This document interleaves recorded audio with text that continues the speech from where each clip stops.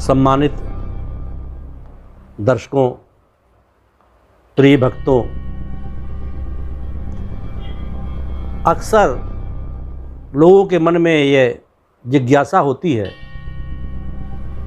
कि मेरा मन पूजा में नहीं लगता है, तो क्या मुझे पूजा का फल मिलेगा। और बहुत से भक्त तो इसी कारण पूजा ही नहीं करते हैं कि जब मन ही नहीं लगता है तो क्या पूजा करें, फल तो मिलेगा नहीं तो क्यों बेकार परिश्रम करें। तो एक सवाल जो ज़्यादातर भक्तों के मन में होता है कि हमें फल मिलेगा कि नहीं मिलेगा, क्योंकि हमारा मन पूजा करने में लगता नहीं है। तो हम आज आपको इस महत्वपूर्ण प्रश्न का उत्तर देने का प्रयास कर रहे हैं। देखिए, पहले हम चलते हैं भागवत कथा में। भागवत में अजामिल का वर्णन किया गया है। अजामिल एक ब्राह्मण था, लेकिन संगत उसकी बिगड़ गई और संगत बिगड़ने से उसका वैश्याओं से संग हो गया। उसने अपना परिवार छोड़ दिया, वैश्याओं के साथ रहने लगा। वैश्याओं से उसके कई पुत्र हुए। जो सबसे छोटा पुत्र था उसका नाम उसने नारायण रखा। छोटे पुत्र से सभी को प्यार होता है, तो दिन भर नारायण इधर आओ, नारायण ये काम करो, नारायण ये काम करो, दिन भर वो अपने पुत्र का नाम लिया करता था। लेकिन पुत्र का नाम लेने के साथ ही साथ ये भगवान का नाम भी है। अब वो दिन भर भगवान का नाम भी लिया करता था। अब यहां पे यही प्रश्न है कि नाम तो वो अपने पुत्र का ले रहा है, तो क्या उसको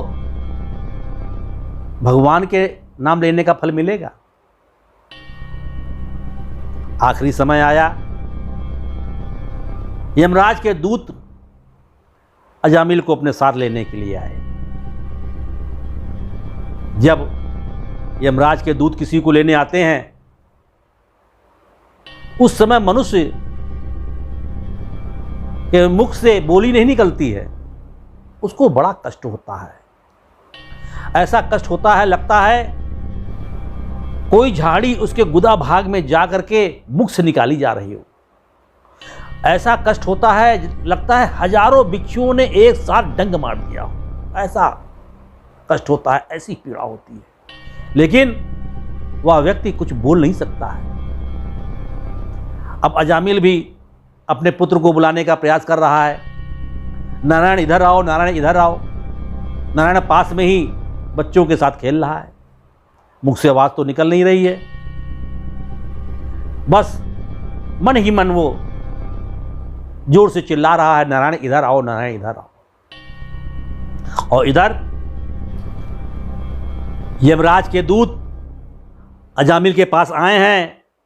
अब जब अजामिल के प्राण को खींचने लगे हैं, उसी समय विष्णु जी ने अपने पार्षदों से कहा कि देखो, अजामिल मरते समय मेरा नाम ले रहा है, जाओ उसे मेरे धाम ले आओ। जब प्रभु ने बैकुंठ में देखा कि एक व्यक्ति मरने वाला है और उसने मरते समय मेरा नाम ले लिया, प्रभु ने तत्काल अपने पार्षदों को भेजा, कहा कि जाओ और उस व्यक्ति की मदद करो, उसे मेरे धाम ले आओ, क्योंकि उसने मरते समय मेरा नाम ले लिया है।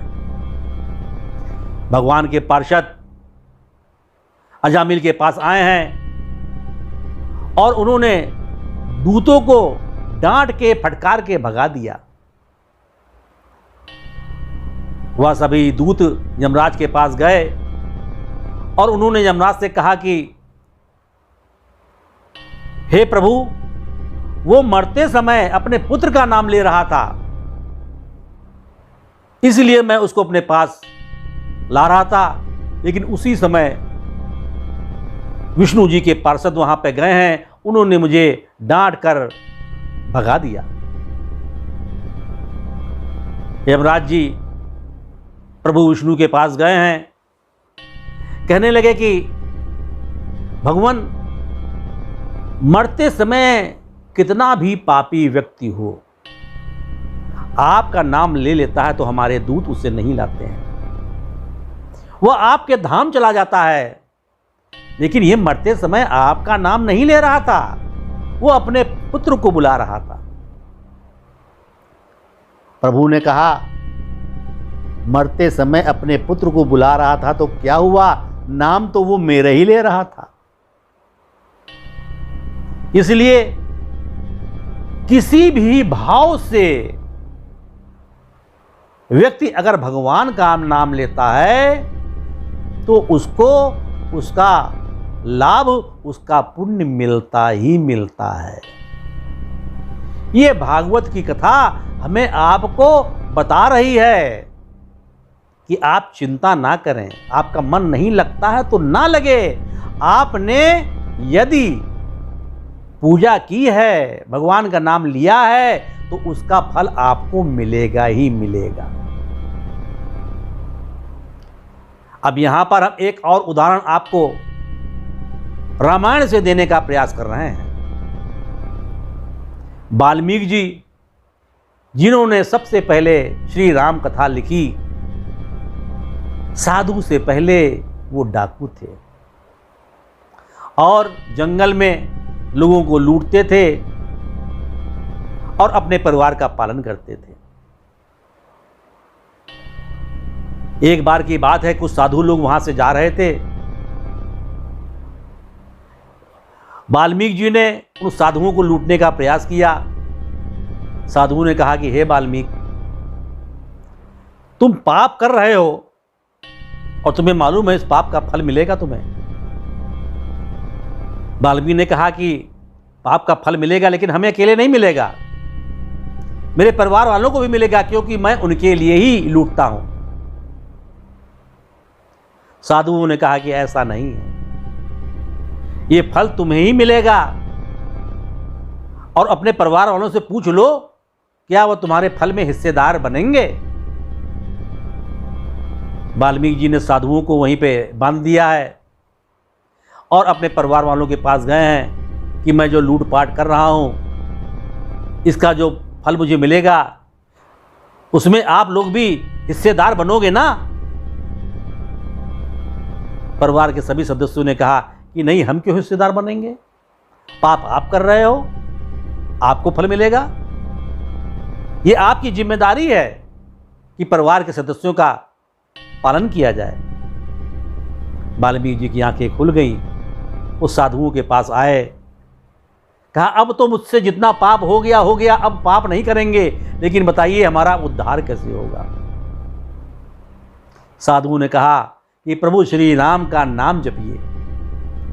वाल्मीकि ने कहा कि हम भगवान का नाम नहीं ले सकते, जीवन भर हमने मार काट की है, अब कैसे भगवान का नाम ले लें। साधु ने कहा ठीक है, मार काट किया जीवन भर, तो मरा तो जप सकते हो। वाल्मीकि जी ने कहा कि हाँ ठीक है, हम मरा जप सकते हैं। वाल्मीकि जी मरा जपते रहे और मरा कहते कहते राम राम उसमें से निकलने लगा और वाल्मीकि जी का उद्धार हो गया। देखिए भाव क्या है, मरा जप रहे हैं, लेकिन उसमें से राम राम अगर निकल रहा है तो राम राम भी वाल्मीकि जी का उद्धार कर रहा है, तो हम क्या राम राम ही जपेंगे तो क्या मेरा उद्धार नहीं होगा। इसलिए ये संशय आप अपने मन से निकाल दीजिए कि हमारा मन नहीं लग रहा है तो कोई बात नहीं। तुलसीदास जी ने कहा है, भाव कुभाव अनख आलसऊ नाम जपत मंगल दिस दसहूं। अगर भगवान से आपको प्यार है तो भाव से भगवान का नाम जप लो। भगवान से आपको यदि बैर है किसी कारण तो बैर से ही भगवान का नाम जप लो, क्रोध से ही भगवान का नाम जप लो, अरे आलस से ही भगवान का नाम जप लो। जैसे भी जपोगे नाम तुम्हारा हर तरह से मंगल ही मंगल होगा। देखिए, भगवान के स्वभाव को समझिए और भगवान के स्वभाव को जब समझ जाएंगे आप तो आपके अंदर से ये संशय अपने आप दूर हो जाएगा।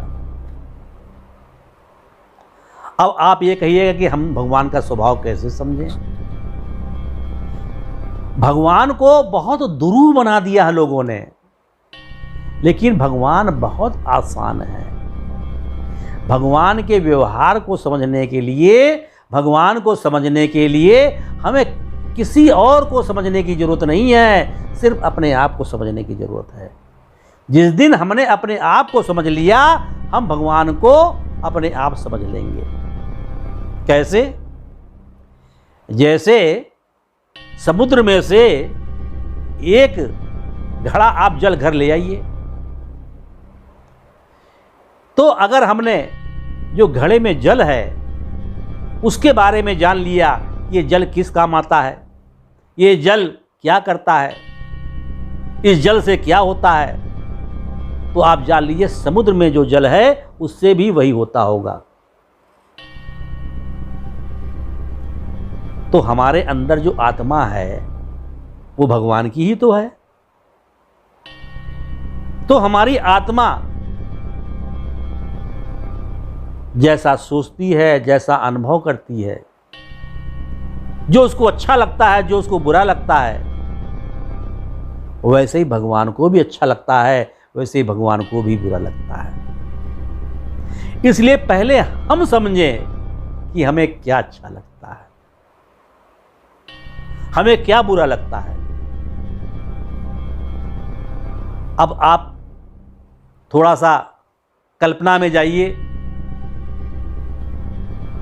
आप कोई बड़े मंत्री बना दिए गए हैं, आपके यहां लोग प्रतिदिन आते हैं, दरबार लगता है, आपका बड़ा नाम है, आपको लोग दीनदयाल कहते हैं कि आप यहां से कोई खाली हाथ नहीं जाता है। आप दरबार में आए, आपने देखा दुखियों को, तो क्या आप उनका दुख दूर नहीं करेंगे? क्या आप नहीं चाहेंगे कि आपके शरण में जो लोग आया है उसका दुख दूर हो जाए? जब आप ऐसा चाहेंगे तो भगवान ऐसा क्यों नहीं चाहेंगे? किसी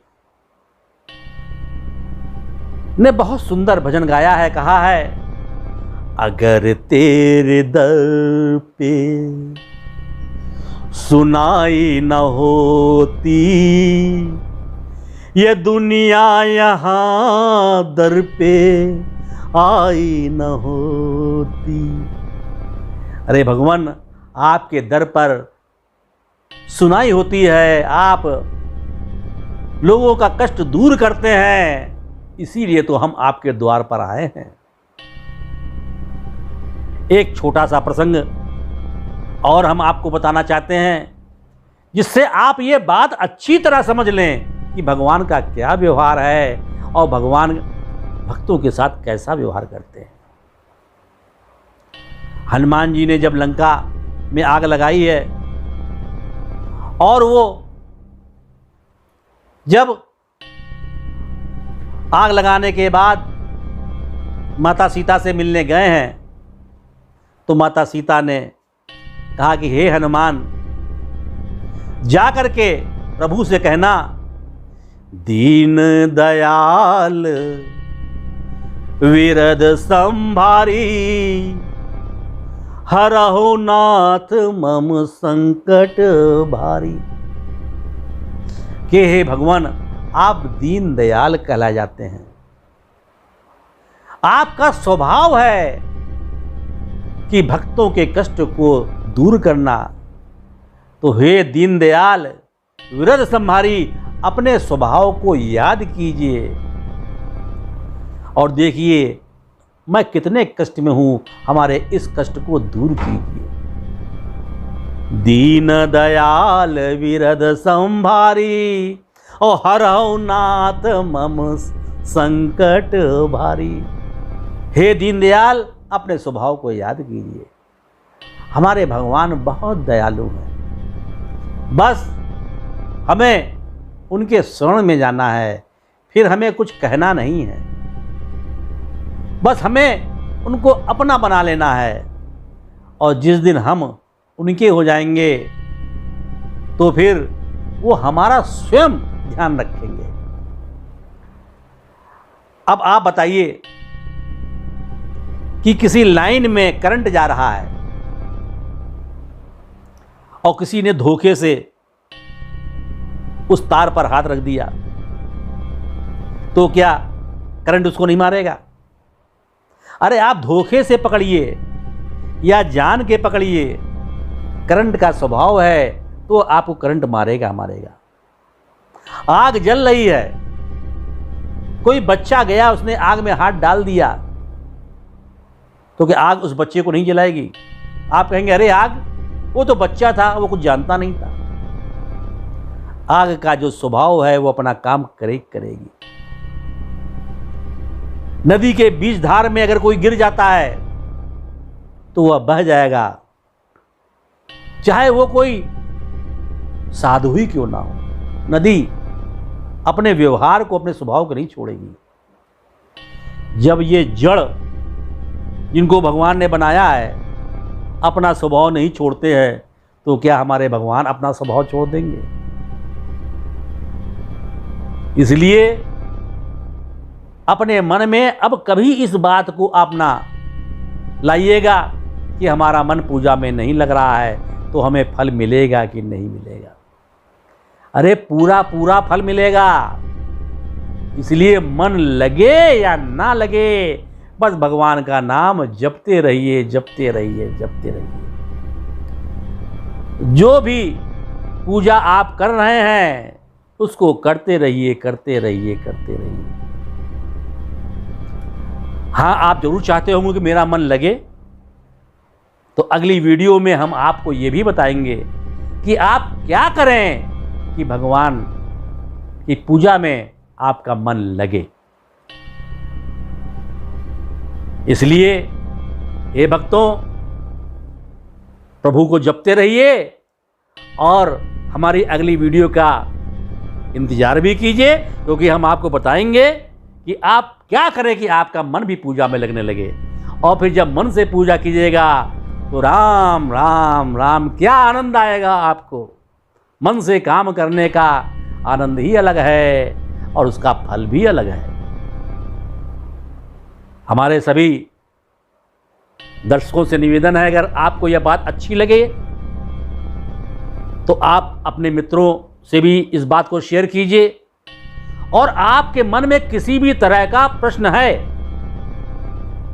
तो आप मुझसे मेरे मोबाइल पर संपर्क कर सकते हैं, व्हाट्सएप पर मुझे सूचना दे सकते हैं, मैं आपसे संपर्क कर लूँगा। मेरा नंबर तो आप सबको इस वीडियो में दिख ही रहा होगा। आपको मैं ये भी बताना चाहता हूँ कि मैंने 12 ज्योतिर्लिंग, 4 धाम, अमरनाथ और पशुपतिनाथ में जाकर के श्री राम कथा का गुणगान करने का संकल्प लिया है। अभी कुछ दिनों पहले मैंने महाकाल में श्री राम कथा कही है और मेरा प्रयास होगा कि मैं जहाँ जहाँ भी राम कथा का गुणगान करूँ वहाँ आपको YouTube के माध्यम से श्री राम कथा का लाइव दर्शन करवाऊं और मंदिरों का भी लाइव दर्शन करवाऊं। इसलिए आपसे निवेदन है कि हमारे इस यूट्यूब चैनल को सब्सक्राइब कर दीजिए और बेल आइकन दबा दीजिए, जिससे आपको सूचना मिलती रहे कि मैं कब कथा करूंगा, कब लाइव दर्शन कराऊंगा। और आप चाहे तो मुझे व्हाट्सएप पर भी अपना नंबर दे सकते हैं, जिससे मैं आपको व्हाट्सएप पर यह सूचना दे सकूं कि राम कथा मैं कब कर रहा हूं, कहां कर रहा हूं, किस मंदिर का आपको दर्शन करा रहा हूं। और मुझे आशीर्वाद भी दीजिए कि मैं अपने इस संकल्प में पूरी तरह से सफल हो सकूं। आज बस इतना ही। सभी को राम राम राम राम।